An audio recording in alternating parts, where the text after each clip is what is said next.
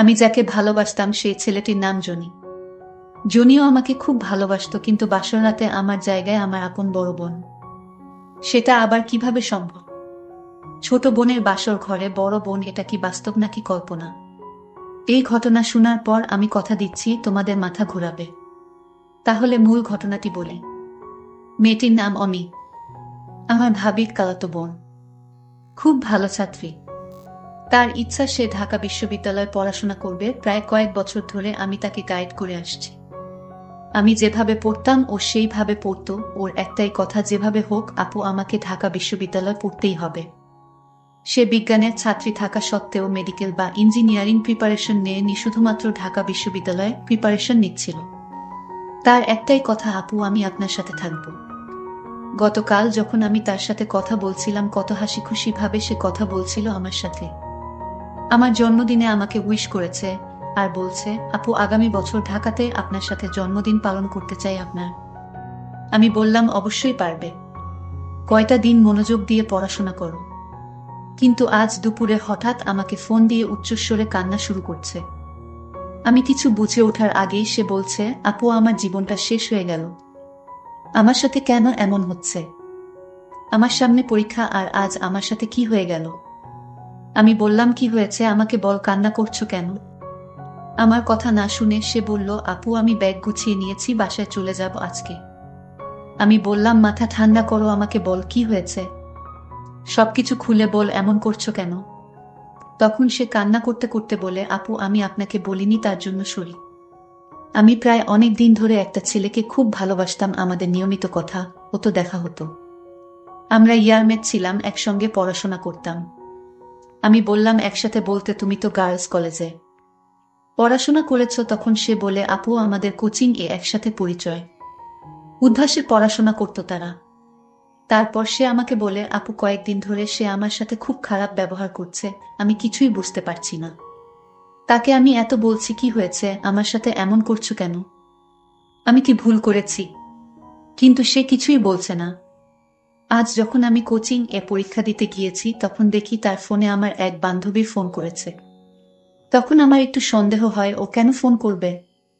আমি নাম্বার দেখেছি বলে সে আমার সাথে অপরাধীর মতো তাকিয়ে মাথা নিচু করে। তখন আমার সন্দেহটা আরো মজবুত হয়। আমার ভেতরটা কাঁপছিল, আপু মনে হচ্ছিল পায়ের নিচের মাটি সরে যাচ্ছে। আমি রুমে এসেই আমার বান্ধবীকে ফোন দিয়েছি, তোর সাথে রাকিবের কি সম্পর্ক বলতো। তখন সে বলে, আমার সাথে ওর 2 বছরের রিলেশন। কথাটা শোনা মাত্রই বিনা মেঘে বজ্রপাতের মতো আমি ভেঙে পড়ে গেলাম, দু চোখ দিয়ে আমার অজস্র জল পড়ছে। আমি কান্না করছি দেখে আমার বান্ধবী কিছুটা বুঝতে পারছে, কারণ তার সাথেও প্রতারণা করা হলো। আপু মনি, আমি কল্পনা করতে পারতেছি না যে ছেলেটাকে আমি এত ভালোবাসতাম সে আমার সাথে এরকম প্রতারণা করবে। আমি কি করিনি বলেন আপু?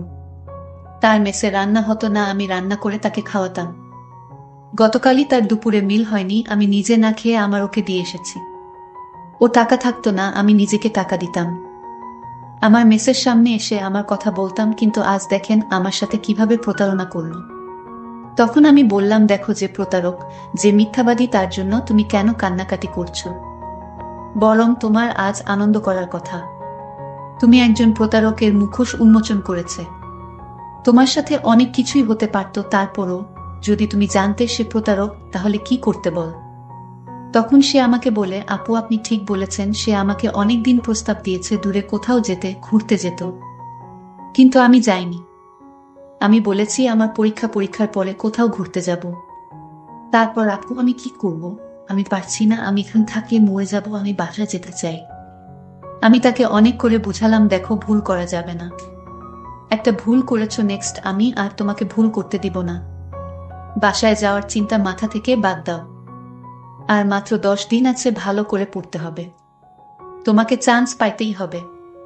একটা জিনিস ভেবে দেখো, ও চাইছিল তোমাদের দুইজনকেই হাতে রাখতে। ও একটা কথা বলি, আমি ওই মেয়ে আসলে কয়েকদিন আগেই বিউপিতে চান্স পেয়েছে। যেহেতু এর এখনো কখনো কোথাও পরীক্ষা হয়নি, তখন সেই ছেলে ভাবছে এই মেয়ে বিশ্ববিদ্যালয়ে চান্স পেয়েছে, তাই তার সাথে রিলেশনটা কন্টিনিউ করব। এর সাথে জেনতেনভাবে খারাপ ব্যবহার করব।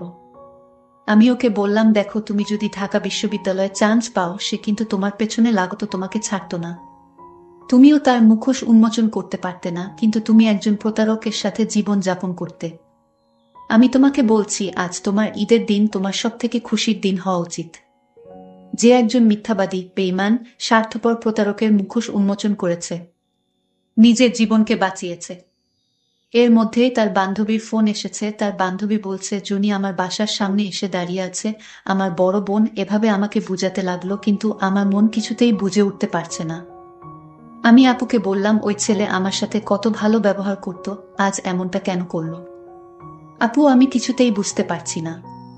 জনি আমার জন্য আমার প্রিয় খাবার নিয়ে আসতো প্রতিদিন।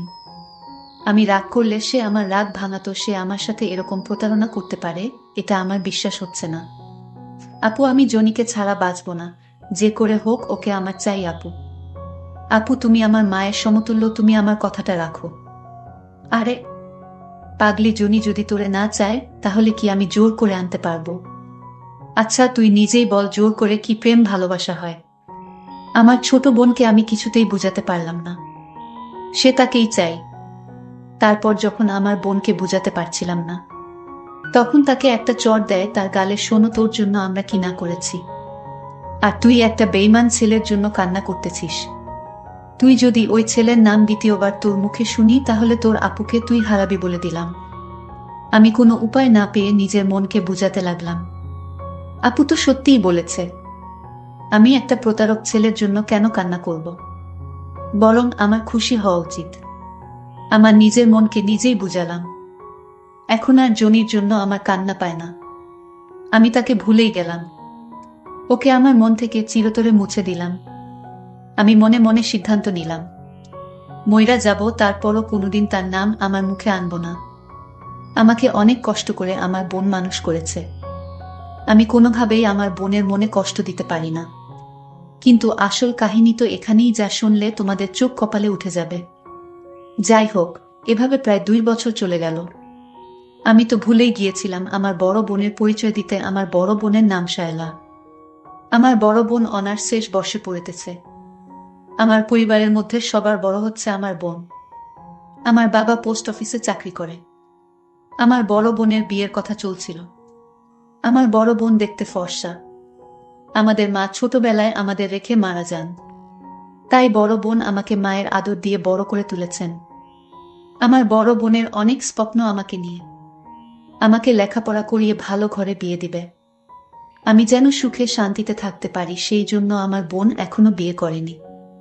আমার বোনের স্বপ্ন ছিল একজন বড় ডাক্তার হবে, কিন্তু ডাক্তার হওয়ার ইচ্ছাটাই শেষ হয়ে গেছে শুধু আমার জন্য। যাই হোক, আমার বড় বোনকে বিয়ে দেওয়ার জন্য আমার বাবা পাত্র খোঁজাখুঁজি করতেছে, কারণ আমার বোনের বয়স হয়েছে। তখন আমার বাবা আমার বড় বোনের জন্য আমার বোনকে আমাকে না দেখিয়ে আমার বাবা আমার বোনের জন্য পাত্র ঠিক করে ফেলেছে। বাবা বলল, মা, ছেলেটি অনেক ভালো, এ যুগে এরকম ছেলে পাওয়া বড় মুশকিল। তাই মা, তুই আর কোনো চিন্তা না করে আমি যার সাথে বিয়ে ঠিক করেছি তাকে বিয়ে করে নে। আমি বাবার কথা ফেলতে পারিনি।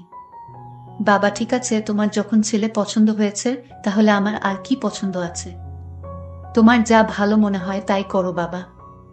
আপু, তুই ছেলেটিকে না দেখে রাজি হয়ে গেলে আপু? আরে পাগলি, আমার বাবা অবুঝ না। আমার বাবা অবশ্যই আমার জন্য ভালো ছেলের ব্যবস্থা করেছে, এটা আমার বিশ্বাস। কারণ কোনো বাবা চায় না তার মেয়ে তার স্বামীর ঘরে গিয়ে অশান্তিতে থাকুক।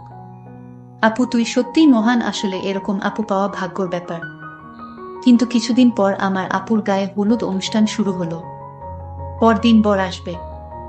আমার আপু আমাকে ছেড়ে চলে যাব। সেই ব্যথা আমার সইছে না। যে তুই কান্না করিসনি, আমি তো আর চিরদিনের জন্য চলে যাইতেছি না। এভাবে আপুর বিয়ের সমস্ত অনুষ্ঠানের অবসান হলো। আপুকে বরযাত্রীর গাড়িতে উঠিয়ে দিয়ে কান্না করতে লাগলাম। আমার বাবা আমাকে জড়িয়ে ধরে কান্না করতে লাগলো। আপুর বাসর রাতে যখন তার স্বামীর জন্য গোমটা দিয়ে বসে আছে, তখন তার স্বামী মানে আমার দুলাভাই বাসর ঘরে ঢুকলো। যখন তার গোমটা সরালো, আপু তার বরের মুখ দেখে থমকে যায়। হায় আল্লাহ, এটা কিভাবে সম্ভব? আমি একাকে বিয়ে করেছি যে কিনা একটা প্রতারক। আমার আর চিনতে বাকি রইল না। যে জায়গায় আমার ছোট বোন থাকার কথা, আর সেই জায়গায় আমি কিছুতেই মানতে পারবো না। আমি জনিকে বললাম, তুই হাত সরা। তুই আমার বোনকে যে কষ্ট দিয়েছিস তুই আমার বোনের সঙ্গে যে প্রতারণা করেছিস, তোকে আমি স্বামী হিসেবে কিছুতেই মেনে নিতে পারবো না।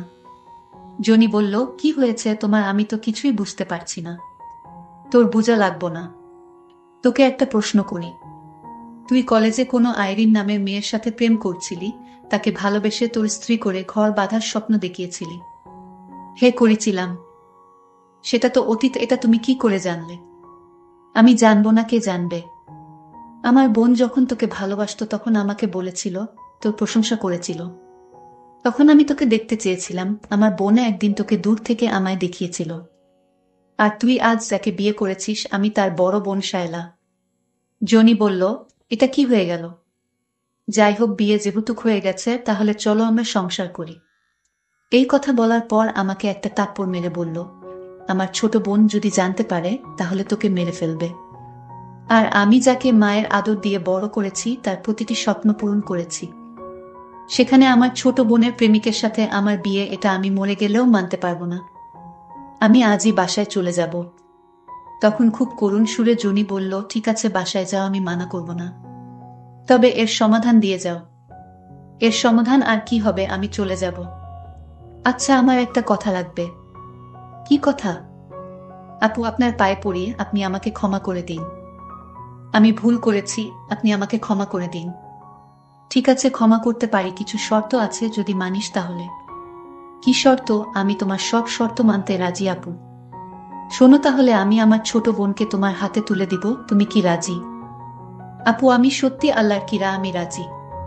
যেদিন আমি আপনার বোনের সাথে যোগাযোগ বন্ধ করেছি, সেদিন থেকেই আমার মনে কোনো শান্তি নেই। তারপর আমার ছোট বোনকে ফোন করলাম। আমার ছোট বোন আমার পাশে তার ভালোবাসার মানুষকে দেখে কান্না করা শুরু করে দিয়েছে। জনিকে বললাম, দেখেছ আমার বোন তোমাকে কতটা ভালোবাসে, এখনো ভালোবাসে। তারপর আমি আমার ছোট বোনকে বললাম, উঠ বোন, আর কান্না করিস না। আজ যে আমার স্বামী, সে তোর ভালোবাসার মানুষ, তোর ভালোবাসার মানুষকে তোর হতে তুলে দিলাম। আপু, তাহলে তোমার কি হবে? দূর পাগলি, আমাকে নিয়ে তোর চিন্তা করতে হবে না। তোরা সুখে থাকলেই আমার সুখ। আসলে এরকম আপু পাওয়া খুব কঠিন বর্তমান যুগে, যে নিজের সুখ বিসর্জন দিয়ে তার বোনের কথা চিন্তা করে তার নিজের সুখকে বিসর্জন দিয়েছে। এরকম মহান আপু পাওয়া ভাগ্যর ব্যাপার। জনিকে যখন আমার হাতে তুলে দিল, আমি লক্ষ্য করলাম আমার আপুর চোখে যেন কিসের মায়া আমাদের প্রতি। এরকম আপু আমাদের সমাজে প্রতিটি ঘরে ঘরে থাকা উচিত। তাহলে আমাদের সমাজটা আরো সুন্দর হয়ে উঠত। বন্ধুরা, কেমন লাগলো আজকে গল্পটি, তা অবশ্যই কমেন্ট করে জানিয়ে দিও। বন্ধুরা, এরকম নতুন নতুন গল্প পেতে আমাদের চ্যানেলটিকে সাবস্ক্রাইব করে পাশে থাকবেন। ধন্যবাদ। কারণ আমরা আপনাদেরকে জন্য প্রতিনিয়ত গল্প নিয়ে আসব। আরেকটি কথা, তোমরা কোনো ধরনের গল্প শুনতে ভালোবাসো তা অবশ্যই কমেন্ট করে জানাবে। তাহলে আজকের মতো এখানেই বিদায় নিলাম। দেখা হবে নতুন কোনো ভিডিও নিয়ে। সেই পর্যন্ত সবাই ভালো থাকবেন। ধন্যবাদ।